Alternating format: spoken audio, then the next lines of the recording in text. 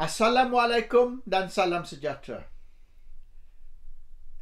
SPRM atau MACC sedang siasat 10 ahli penjagaan yang telah dituduh menderma sebanyak 300 juta ringgit kepada Parti Pribumi Bersatu. Adakah semua 300 juta ni datang dari 10 orang atau sebahagian dari 300 juta itu SPRM tidak umum lagi, tidak beritahu lagi. Apa SPRM nak siasat?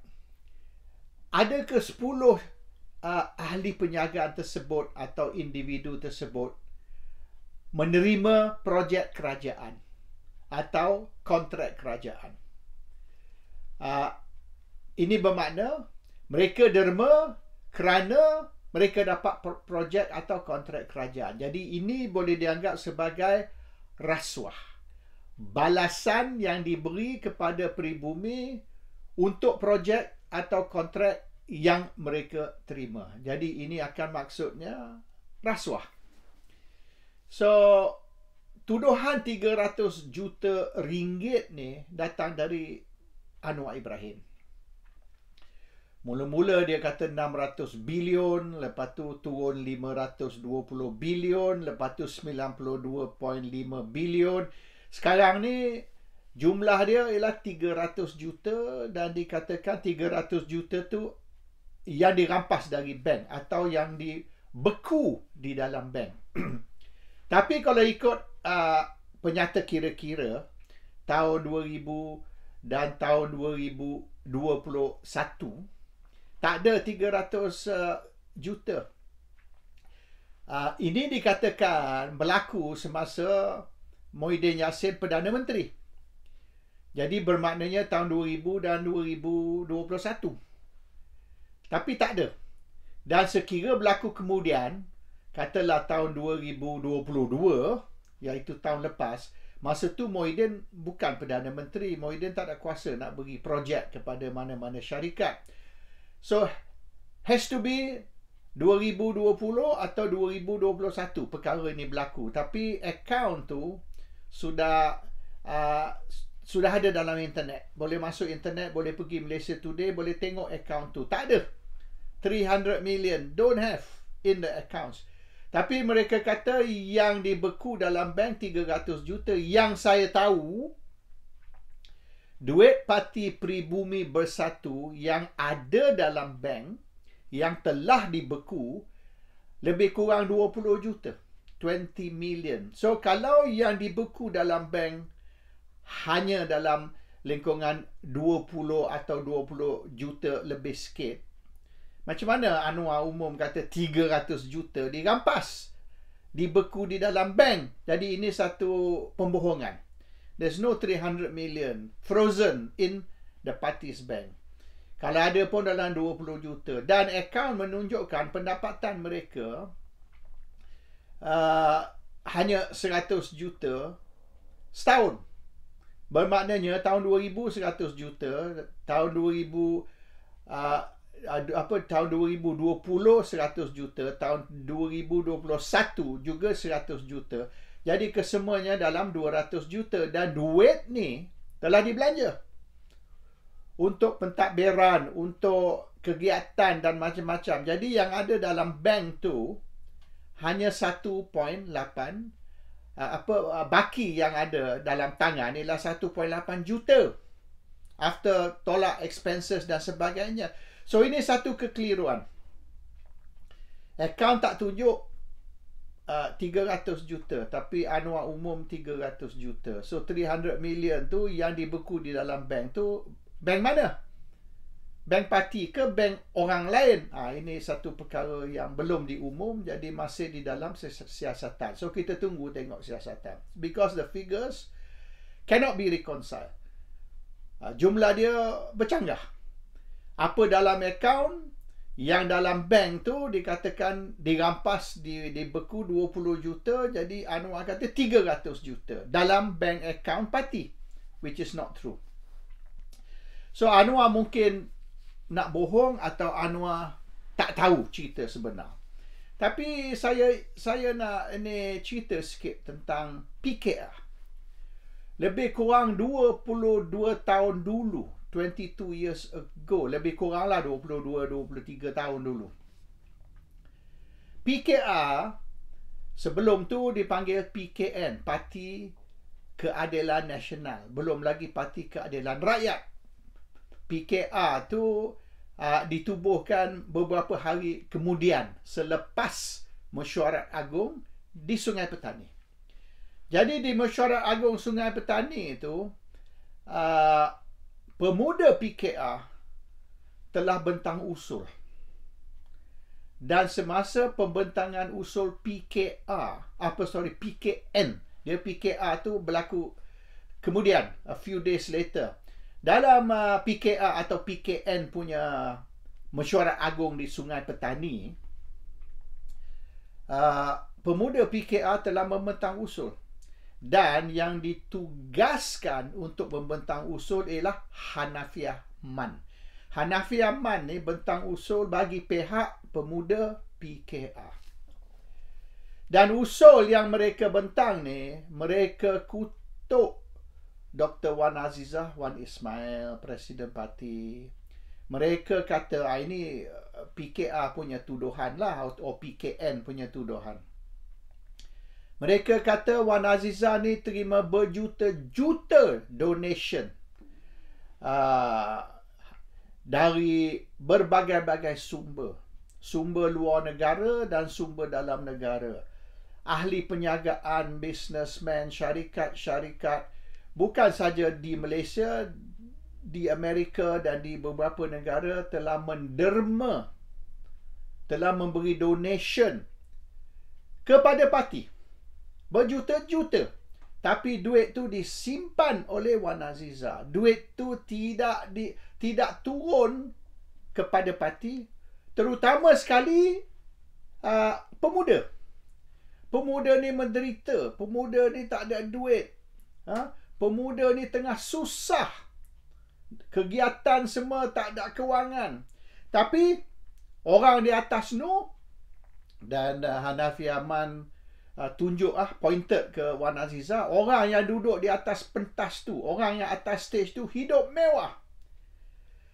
Dia orang tidak menderita, tidak susah macam kita ni, pemuda ni di bawah ni, dia kata. Jadi mereka mintalah, biarlah sikit dari berjuta-juta yang awak terima tu, biarlah sikit diturunkan ke pemuda, supaya pemuda pun boleh makan, pemuda pun boleh menjalankan kegiatan politik. Sekarang ni tak ada duit, tak boleh nak buat apa, dia kata. Wan Azizah jawab. Wan Azizah kata mereka perlu bezakan di antara duit yang dihadiahkan kepada keluarga dan duit yang didermakan kepada parti. Bermaknanya Wan Azizah ni dia terima zakat lah, ya. Dia terima zakat dari penyokong-penyokong dan penderma-penderma, dan duit ni diberi untuk keluarga, bukan untuk parti. Duit yang diberi untuk parti, Wan Azizah serahlah kepada parti. Tapi duit yang diberi untuk keluarga, untuk kegunaan keluarga, bukan untuk kegunaan parti. Jadi kita kena beza di antara duit yang mereka beri untuk keluarga, duit yang mereka beri untuk parti. Duit untuk parti, ambillah parti pakai. Duit untuk keluarga, kita simpan untuk keluarga, bukan untuk parti. Jadi pemuda PKR tak senang dengan jawapan tu. Maknanya duit ni memang khas untuk keluarga, dan pemuda tak boleh nak share duit yang diberi untuk keluarga. Tak lama kemudian 12 pemimpin pemuda PKR. Pemuda PKR ni kita panggil dulu The Dirty Dozen. The Dirty Dozen ni ada movie dulu, wayang perang zaman masa saya muda dululah. Dirty Dozen, satu movie peperangan yang very popular at our time lah, masa zaman kita dulu. So kita panggil grup ni The Dirty Dozen. 12 pemimpin pemuda PKR keluar dari PKR masuk UMNO. Dia cross over masuk UMNO. Dan adalah berita TV3 menunjukkan yang diorang ni shake hand dengan Najib. Masa tu Najib lah terima diorang. Najib belum Perdana Menteri lagi semasa tu. Pak lah Perdana Menteri. So mereka cross over, tinggalkan PKR, masuk UMNO, is because mereka kecewa. Kecewa yang Wan Azizah ni mengikut Hanafi Aman. Dia kata dia terima berjuta-juta, dia hidup mewah, dia hidup senang. Kita di sini ni, kita nak berjalan ni, kita naik bas mara. Kita naik bas mara tengah malam. Sebab kita naik bas mara tengah malam supaya kita boleh save hotel ni. Tak payah belanja duit hotel. Kita tidur dalam bas. Dan next day, habis urusan, kita balik sini, naik bas mara malam sekali lagi. Jadi kita dua malam tidur dalam bas mara. Nak save cost. Dan kalau kita bawa kereta minyak, and then kena tidur hotel, we don't have the money, dia kata. Tapi kita tengok dia orang ni hidup mewah. Dapat derma berjuta-juta. Masa masa Nurul Izzah kahwin tu, berjuta-juta dia orang dapat angpau dari tauke-tauke dan ada seorang tauke tu. Dia seorang bagi 250,000 angpau. Ini tauke Cina ni, kalau saya sebut nama ni ramai tahulah, tapi orang PKR yang rapat dengan PKR atau semasa tu di dalam PKR, dia tahulah tauke Cina yang mana maksud saya ni, yang bagi 250,000 angpau kepada keluarga, kepada Nurul Izzah untuk perkahwinan dia. So benda ni pemuda PKR tahu semua. Dan mereka memang bengang lah. Mereka kecewa. So isu derma dari businessman, tauke-tauke, bukan saja dari Malaysia, tapi yang di Amerika, yang di meratalah, termasuk kat Australia pun ada. Banyak dia orang terima derma berjuta-juta. Tapi duit ni disimpan oleh pemimpin parti. Dan tidak diserah kepada parti. Dan oleh kerana inilah, maknanya krisis di antara pemuda PKR dan pucuk pimpinan parti, terutama sekali Presiden Parti Wan Azizah, maka dia orang pun keluar beramai-ramai. Dan selepas Dirty Dozen tu, selepas 12 pemimpin pemuda PKR keluar, diikuti oleh Ezam Makno, Ketua Pemuda PKR, Roslan Kasim, Ketua Penerangan PKR, dan beberapa orang lagi. Boleh dikatakan di antara 20 hingga 30 pemimpin PKR keluar parti. Either keluar parti terus bersara, tak mau terlibat dah. Yang saya tahu misalan Ketua Perhubungan PKR Sabah, dia keluar parti, dia tak mau dah terlibat politik. Dia fokus kepada membuka rumah anak yatim, sekolah anak untuk anak yatim dan so dia banyak buat kerja untuk anak yatim. Sarawak pun sama, dia keluar PKR, dia tak mau terlibat dah dengan PKR. Dan di Kelantan, Terengganu, Johor tu, Ketua Perhubungan PKR tu makcik kepada Hishamuddin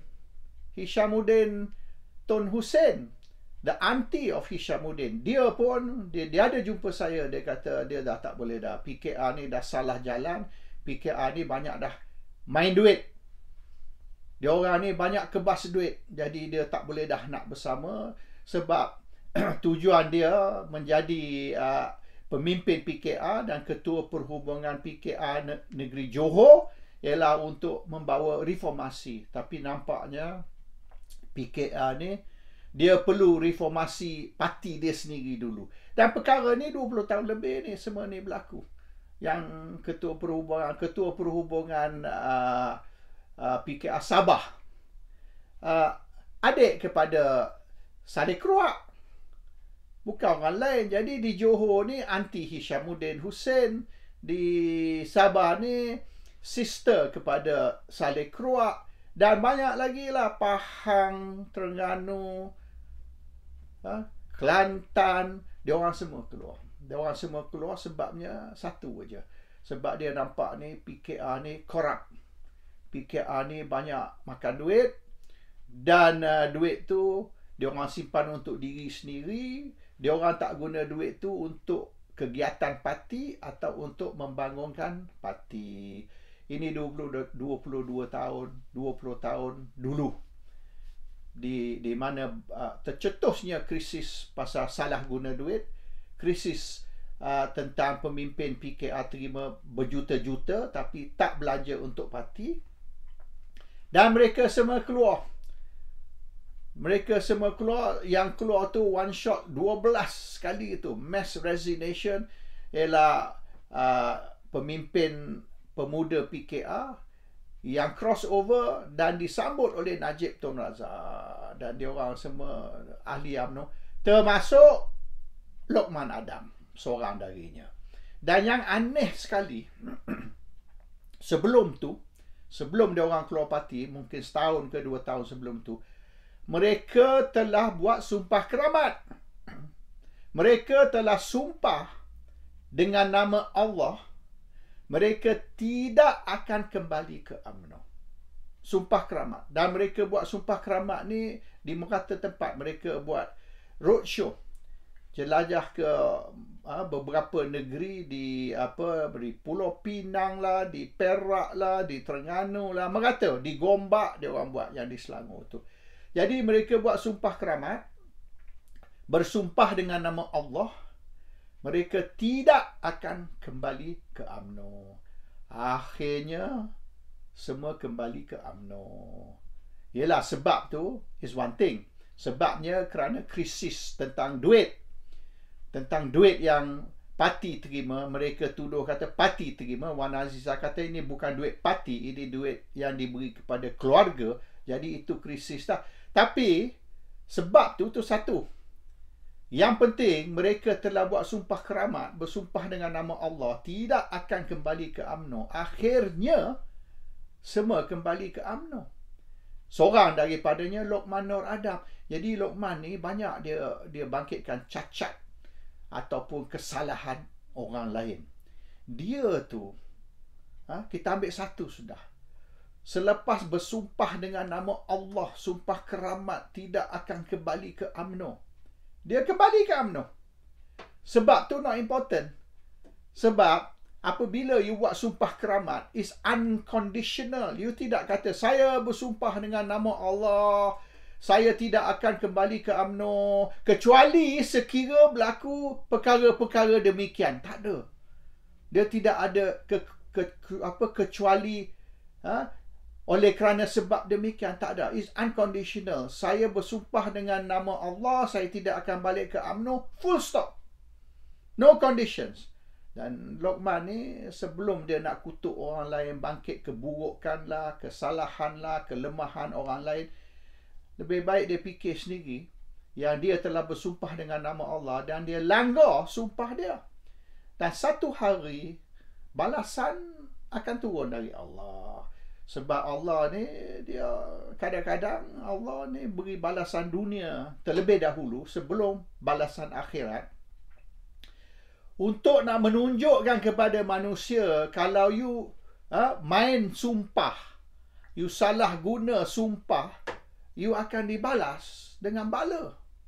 Jadi lebih baik Lokman ni bertaubat dulu atas dia punya kesilapan ataupun kesalahan, sebelum dia duk bangkit kesalahan, kesilapan orang lain, hari-hari duk kutuk orang ni, kutuk orang tu, padahal dia sendiri belum bersihkan diri dia.